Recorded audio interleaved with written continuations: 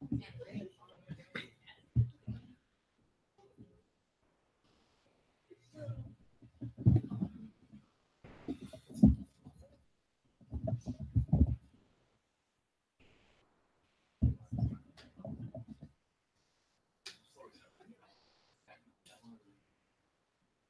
we order? We never order it. You should order it right now, Caleb. Because I need to lean on this. It's not gonna hold. All right, so that's commit the time to the Lord, and let's open the word to Exodus 29, 42 to 43. Exodus 29, verse 42. For the generations to come, this burnt offering is to be made regularly at the entrance of the tabernacle before the Lord. There I will meet you and speak to you. There also I will meet with the Israelites, and the place will be consecrated by my glory. Lord, we just commit this time to you, Lord. Pray that your spirit will lead the time, Lord. Speak to us in a way that only you can. Pray this in Jesus' name. Amen. When you're sick, you're looking forward to that day when you wake up and you just like, you're fine. You're like 80% better than the day before, and that day didn't come for me today. So I was hoping for that to happen. I was like, all right, this is going to be it. But I'm like kind of halfway there. So if I start to drift, just, raise your hand and I'll just close in prayer. So I want to talk about this idea. Every time I want to share, it's like a couple brothers will nudge me to share, and I always have something developed in my head. And when I finally feel like, okay, I'm ready to share this. And every time that happened in the last couple of years, every time I feel like I have something to share, when I say yes, when the brother put me on a schedule, the Lord will give me something new. And this is that something new. As we're going through the Old Testament, this is kind of my understanding of what I'm learning in the past year about a living relationship with the Lord, combining with, the things we've been reading in the Old Testament. I do feel like this year is a little different because I feel like this year there's been a lot more conversation about just the first five books of the Bible, and we've all been reading it, and I just pray that we'll continue to do so. So I want to talk about just a few things about this living relationship. I want to talk about the offerings for a little bit. I want to talk about the discipline of coming before the Lord and the idea of holiness, and a couple practical things about walking with the Lord and worship. So we'll start with, the spiritual life, the offerings. Leviticus chapter 1 through 7. You don't have to go there, but we all just read it like a couple weeks ago, right? 5 offerings mentioned in these 7 chapters. And if you watch the Bible Project video, they kind of categorize it in 2 very simple ways. So I feel like I'm so close to you guys. The 2 things are like they categorize these 5 offerings. They're grain offering, burnt offering, sin offering, guilt offering, and fellowship offering. And the Bible Project kind of put it in terms of three of these are saying thank you to the Lord. The other 2 are saying I'm sorry. I put them in a different way. I kind of look at the word. If you look at the word, 3 of these offering in the description, it says these are an aroma pleasing to the Lord. And the other 2, it says this is making an atonement for your sin. So I put them in 2 categories in the sense of an aroma. This burnt offering, grain offering, and fellowship offering. In the description, it says this is in doing so, this is an aroma for the Lord. And to me, this is, this offering, every time I look at it, I'm like, what's going on? How does that apply to us right now? And what I'm getting from it is that these 5 offerings are giving us an understanding. These are being carried out by the Israelites continuously. And this is something for me that provide a picture about our balanced spiritual life in balance. And I'll explain what I mean by that. I often think that, we kind of look at the spiritual life as like there's different groups of people focus on one thing over the other, right? And to me, these 5 offerings give us that picture of what it ought to be. So here's a question for you. Is your spiritual life, tilted more on an aroma pleasing to the Lord, or is your spiritual life tilted more towards a sin or guilt offering to the Lord? Does that make sense?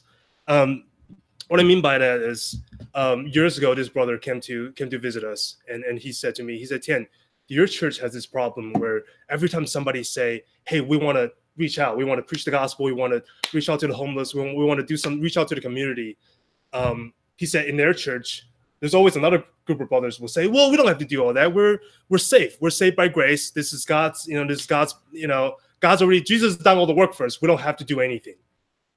And for him, that's a conflict that he saw in his church. He was saying, like, do you have that problem in the church? And of course, if you really look at those two things, none of them are wrong.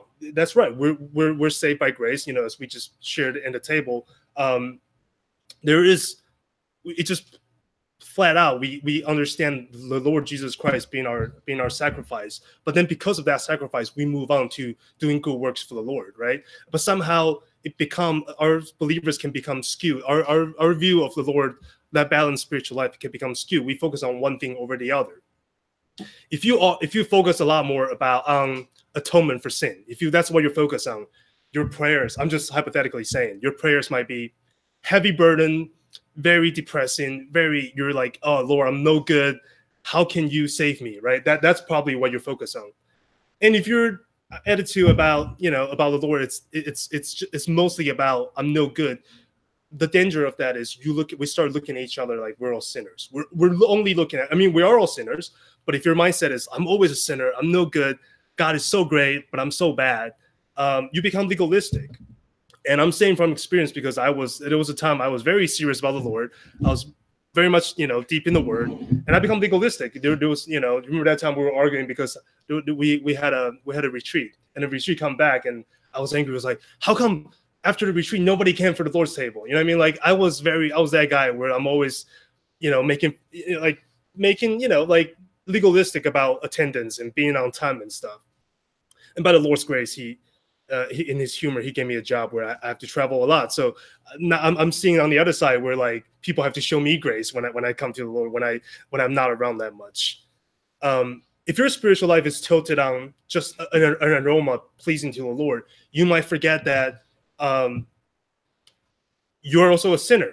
Like, now this goes without, this might be surprising to you when I say that you're a sinner, but the way I see it is there are believers I know who barely spend time to take a pause and repent before the Lord. Now, this is a serious thing. And I look at it myself and I realize most of my day, and when I wake up, there's a song in my mind, and I want to worship the Lord. There's a lot of worship. There's a lot of thanking the Lord.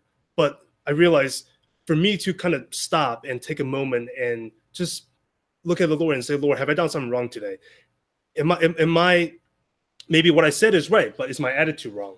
To me, that's kind of, you can't just focus on one thing over the other. So when you look at this 5 offering, it gives you a picture of like what they ought to be. And when you look at things like offerings, you think about, coming to the Lord daily. There's a continuation of things. There's a time, there's a place to do these offerings. And that kind of transitioning into my second point, that it's a discipline. A lot of things points to not just an attitude, but it points to a discipline. And discipline is something that, to me, is always hard to talk about because there are believers who focus on freedom. I think most of us focus on freedom, that we're saved by the Lord. There's a lot of freedom in things. And when we talk about there's a discipline in things, we always like, I don't know, we should be legalistic about it. I don't know whether discipline is the right word for it. But I do think there's, in the church nowadays, it's not just in the Old Testament. I think there's a place for discipline even right now. And the verse in my head, it's Exodus 29:42 that we just read about discipline. About the point I want to point out, we don't have to read it again, but it's about regularly. There's something about the Lord, offerings being made to the Lord regularly. The other verse is Leviticus 6:12. Maybe Sammy can read it for us. Leviticus 6:12. It's talking about also about the continuation and the discipline. The fire on the altar shall be kept burning on it, shall not be put out. The priest shall burn wood on it every morning, and lay the burnt offering in order on it, and he shall burn it on the fat of the peace offering.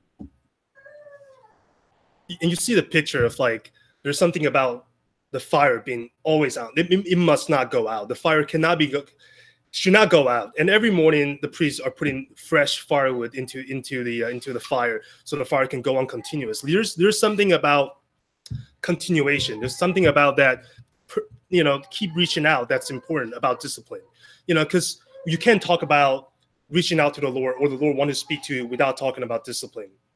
It's a discipline of coming to the Lord. And there's discipline in both sides, in personal lives, as we spend time with the Lord in our own time, and there's discipline on our corporate side. There's a reason we meet at a certain time. There's a reason we meet, 2 or 3 times a week. There's something about the discipline of meeting that's important. And it's not just, coming before the Lord. It's not just the discipline of being there and spending time with the Lord. I often talk about this, and I know Ray speak about it multiple times. It's not just reading the word. It's when you read the word, are we listening to the Lord as well? Or are we just reading in as head knowledge? There's something important about slowing ourselves down and realize, well, what's the Lord speaking to us? I can say everything I say here, everything I say can be right. But if I'm not hearing from the Lord, it doesn't mean anything to you at all. And this, to me, it's important because everybody here, I don't know, many of us here are in a relationship, whether it's with your spouse, with your siblings, whatever. Pretty much every serious relationship comes with discipline. My point of that is, do not despise discipline. I think years ago when I first became a believer, I was in Taiwan, and there was this Lutheran pastor. He had these things when he was like, when you are finding your future spouse, he said there's 3 threes. And here's what he said: 3 threes. 3 threes. The first 3 is you got to know the Lord for 3 years, and the second thing is you got to read the Bible 3 times, and the third thing is you got to bring 3 people to the Lord. That's the 3 threes before. That's a prerequisite before you can, and you can reach. You see, nobody. I don't think he's right, but nobody's in that. Everybody, when people heard it, people start laughing at him. People are like, "No, what are you talking about? It's impossible for me to do that." I'm saved, and I'm looking for my future spouse. I want to be that guy who bring a non-believer and make that person a believer, right? Even though that's actually what I did, but it's important to realize that.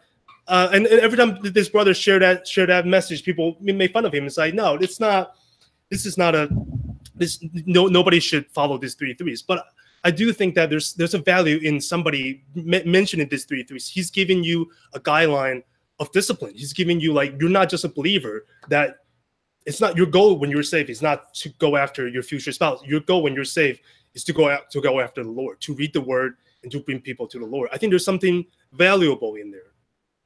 I mentioned that in a serious relationship, I had to learn how to seek discipline, even though discipline might not be the way you think about it.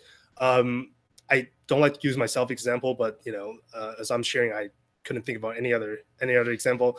When I met Yang, when we started dating, I didn't know what's normal for people to, how often you should date. I don't know how often you should hang out with one another. So I thought, what, maybe once a week is enough.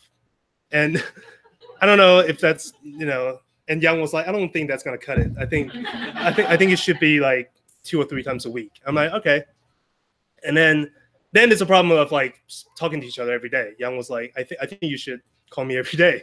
And I'm like, I don't know if that's necessary. But Yang was like, no, I think it's important. It doesn't sound like discipline, but at the time for me, it was a discipline for me to, okay, I gotta, at night, 9:30, 10 o'clock, I need to call my girlfriend.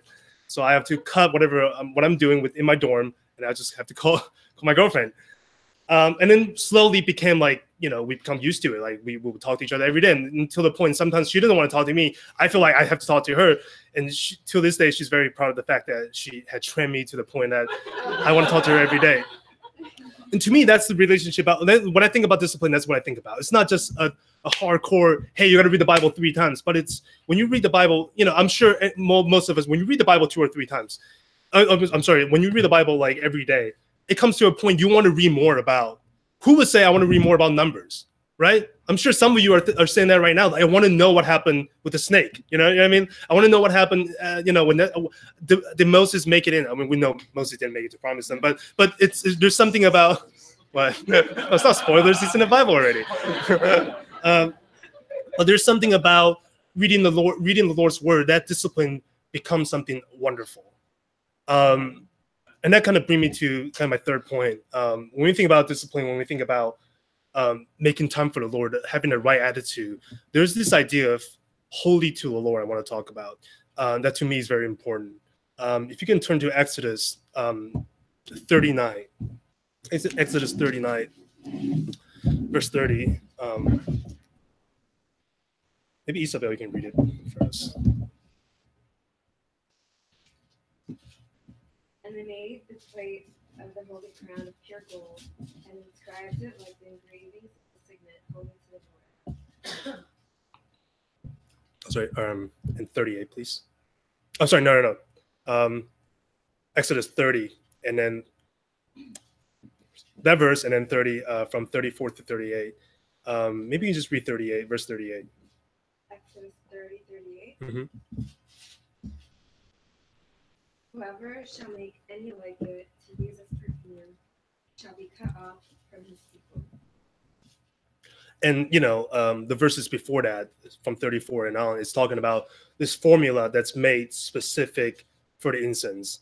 And I was surprised to learn that at the end, at verse 38, the Lord said, "Well, this incense are only made for me. You're only making this incense for me, for my pleasure.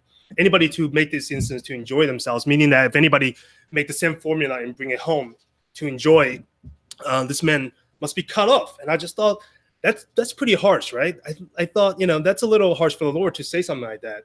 And to me, this pointed to this idea of holiness. The verses you read earlier about the priest having this thing, and it says holiness or holy to the Lord.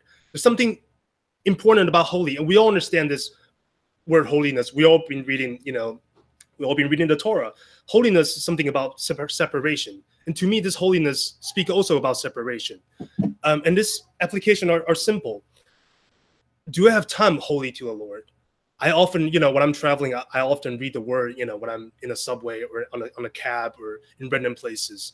I can't say those are the time that's only for the Lord. Because when you read, the word, in the car, you're just trying to read through the chapters, right? I know somebody probably do the same thing. I'm just trying to get through the chapters. I don't have time to quiet myself before the Lord. When I'm reading the word in the hotel room or in my home, in the morning, I'll quiet myself and say, "Lord, what are you trying to teach me in these chapters?" And that's important. I don't want anybody to take just reading the word and not listening to the Lord. I don't want anybody to separate those things together.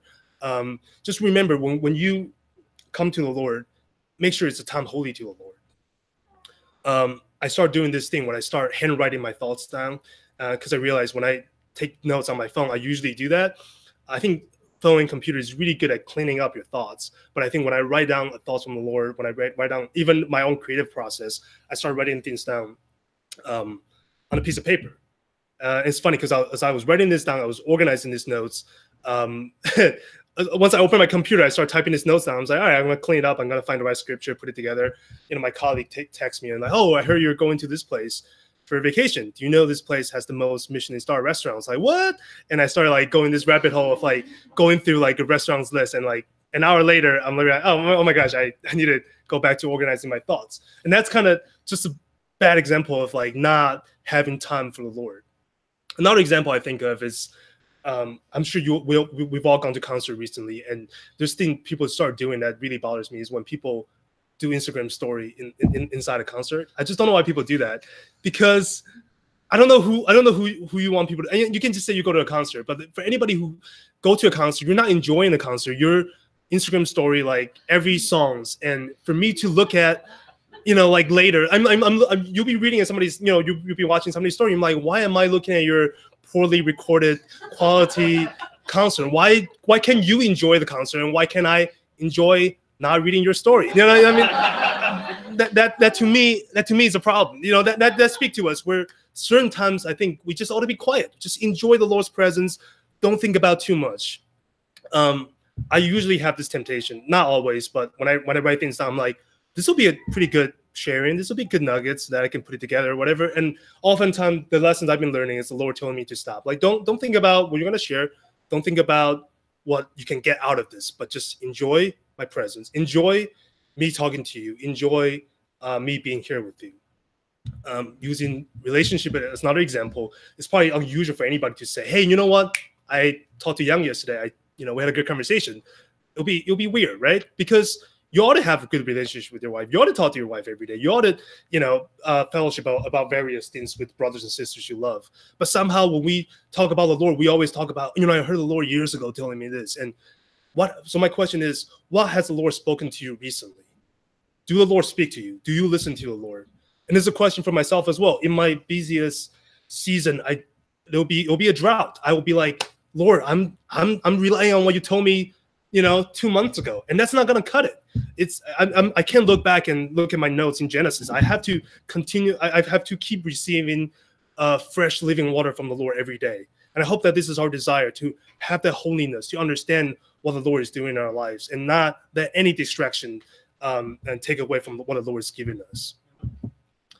And these three things to me are just kind of our daily process as we look at the way of walking with the Lord. But I do want to talk about this idea of walking with the Lord. As we also read this, as we're in Numbers right now, the Israelites they start to make mistakes, right? They start to mess up, and God start to get angry at them, and they start redeeming it. They try to redeem themselves over and over. And when you think about Egypt, you think about them getting out of Egypt, and they go into the wilderness. There's something about walking that's important, and I don't want to take the word walking with the Lord for granted. I think there's values for us believers nowadays to not only live a life that's faithful to the Lord, but also be able to walk with the Lord. If you look at Numbers chapter 9, verse 20 through 23.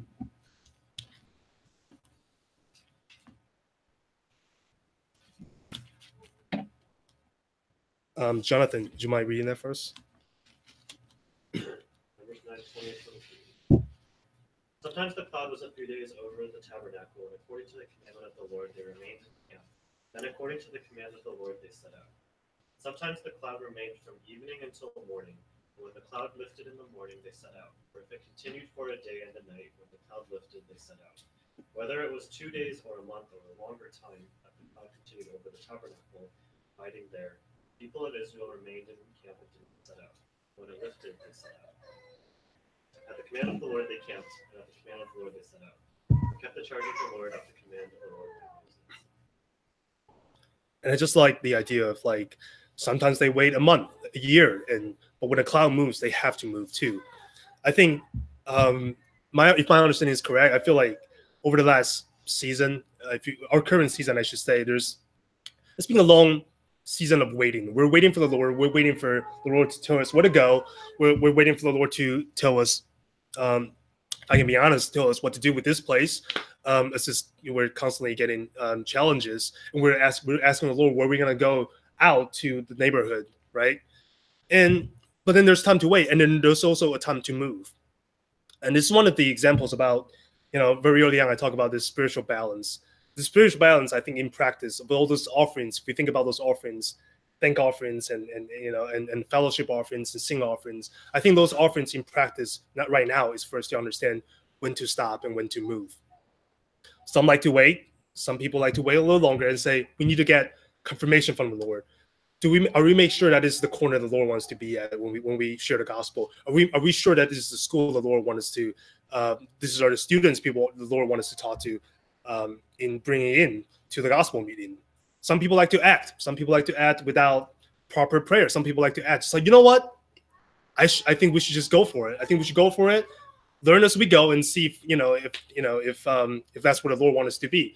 And neither of them are right? And there's a balance between knowing when to wait for the Lord, but when the Lord does speak, to follow through and say, you know what, the Lord already spoke. That's not ask for triple confirmation. That's follow through. That's submit to the Lord and follow Him. And when we do move, there's something valuable about us moving together. A lot of things I share, it's about personal walk. It's about personal understanding of the Lord's teaching, personal understanding about devotional time. But I hope that it's in your heart and in all of our heart to understand the Lord wants us to move together. When you look at the Israelites as they crossed the Red Sea, it was never clear how they crossed it. It just they all crossed the Red Sea, right? The sea was open for them, and they all went through. And it was not, the people who are, it was not like here's what a third of the people are young, fast men, and they just run through the water, and the older kids or whatever, they kind of stay behind. As they travel from places to places, the tribe traveled together. You know, in the last, I think there's people now, sometimes we take the analogy of running, you know, we ran a good race. We think about this idea of, you know, we're personal trainer. We talk about this idea of like, I need to gain the most spiritual knowledge. And sometimes I heard a sharing on the brothers retreat that somebody was saying like, we need to get the edge from somebody. We need to get the edge. So I'm not just not reading the 3-4 chapters we read every day. I need to read a little more so I can get the edge. I can be better at you at scriptures. I think there's time and place for that when it comes to spiritual understanding of the Lord, but it's also worth remembering, like if you do have the edge, to make sure that reach out to the youngest brother, the youngest sister, not just in age, but you know, the ones that are spiritually immature. That, you know, if I'm honest, there's church groups I've seen over the years. The mature ones are so mature. They're so mature than you and I can ever be. They look at themselves as better, and they kind of just like, you know what, we're gonna do other things, and you, the new believers, do things on your own. We're gonna create this separation between us two.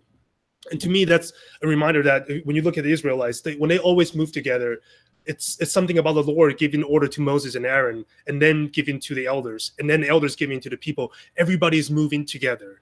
Don't look at it as like you and I, we're not each other's. We're not running. We're not trying to win the prize. I'm not trying to edge out Caleb. You know, I'm not trying to edge out Jonathan. But you know, I hope that when one day Jonathan is way ahead of me, you'll reach out to me and say, Tien, here I am to help you. Here I am to, you know, speak to you about the word. You know, and that's the picture. To not let anybody who's behind. Don't let anybody fall behind. You know, always reach out to the people who might need help. And these are the things I'm just looking at, you know, when it comes to just the Bible, you know, and especially in the Old Testament, as the Israelites go into the wilderness, and they may or may not enter the promised land, right? I don't want to spoil it for you guys, but my bottom line, I want to make, the point I want to make is have a relationship with the Lord, have a true living relationship with the Lord. There's no way I can tell you how I do it. There's no way anybody can tell you. Dana cannot tell you this is the way to do it. Everybody might have a different way of approaching the Lord, and you might have different relationships with the Lord, have different revelations for each and every one of us. And the only way to find out is for you to reach out to the Lord, to come to the Lord with discipline, to understand there's a spiritual balance, and to walk with the Lord. So seek him, you know, have a relationship with him. I think about David a lot, you know, and I told Ray about this, I think a couple of years ago, and it got me really angry.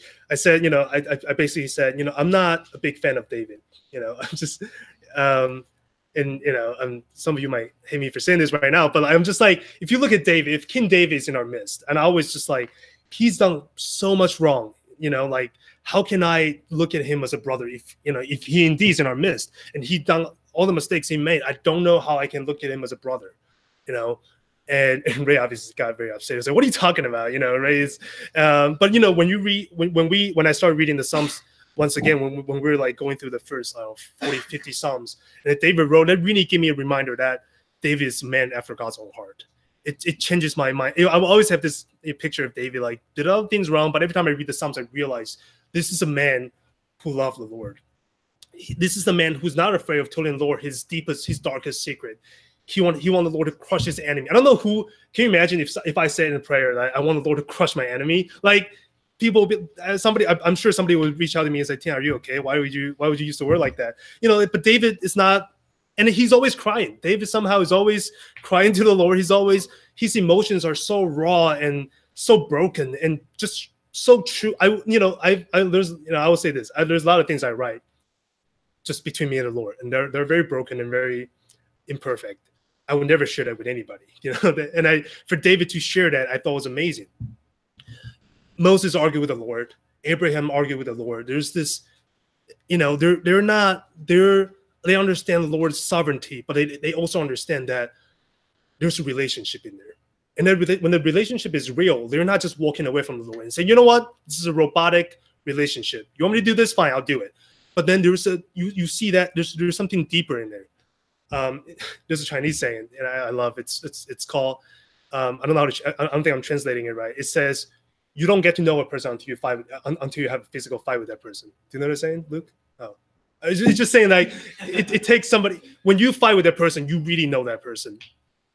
And it just many talking about like brethren relationship, like brothers. When you fight with your bro, then you know that guy. Before you fight, you're just acquaintance. You're just a guy who knows each other. But when you have a good, solid physical fight, you get to know that person. And I think about Jacob. Jacob literally wrestled with the Lord. That's how he know the Lord. That's how he got his blessings. I just thought about all these things. I want to just, they're not just in the Old Testament, but these are people for us to look at and say, you know what? They have a real relationship with the Lord. Don't rely on my understanding of the Lord. Don't rely on anybody's relationship with the Lord, but seek the Lord for yourself and understand him. I would just, since I talk about David so much, I want to just finish with Psalm 40. And to me, Psalm 40 kind of perfectly summarize everything I said here. It's kind of a long book, but maybe we can just read like the first 7 verses.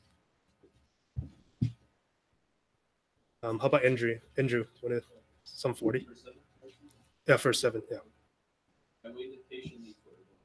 He turned to me and heard my cry. He lifted me out of the slimy pit, out of the mud and the fire. He set my feet on a rock and gave me a firm place to stand. He put a new song in my mouth, the hymn of praise to our God. Many will see and fear the Lord and put their trust in him. Blessed is the one who trusts in the Lord, who does not look to the proud, to those who turn aside to false gods. Many, Lord my God, are the wonders you have done. The things you have planned for us, none can compare with you. Were I to speak and tell of your deeds, there will be too many to be fit. Sacrifice and offering you did not desire. With my ears you have opened. Burnt offerings and sin offerings you did not receive. Then I said, here I am, I have come. It is written about me in the scroll. I desire to do your will, my God. Your law is within my. Amen. I just love, like, as we're going through the Bible projects right now, as we're reading the Bible together, I sent one of the video to my manager, who's obviously Jewish, and I thought the number video was really great. It was purely about the Old Testament, so I sent it to him. Said, "Hey, what do you think about this, Dan?" He watched the video, and then he was like, "Dude, this video is really great. We should hire an animator." But because we do animation projects sometimes, and then like 5 minutes later, he texts me, "By the way, is this a Christian video?" Like yeah, I just like, it's funny, he couldn't tell. Like, he knows this is very much about numbers, but he's like also skeptical. Like, well, you're sharing this to me. Do you have some other agenda in your head? And I just look at David, and like, he's in that day and age of offerings. He's in the day and age of the Old Testament, but he understands what the Lord wants. He understands. He has a living relationship with the Lord. So I just want that to be an encouragement to not only, King David saying that I have come in a way of, this is written in my in the scroll. I'm the promised one. But I also want to point out that he's also saying to the Lord, I am here. Lord, I am here before you. I have come here before you. Speak to me. I just pray that in this new season, that will be our prayers. We read the Old Testament. Do not forget that underneath all those offerings, underneath all those rules and laws, there's a living God desiring our relationship. I'll just close in prayer.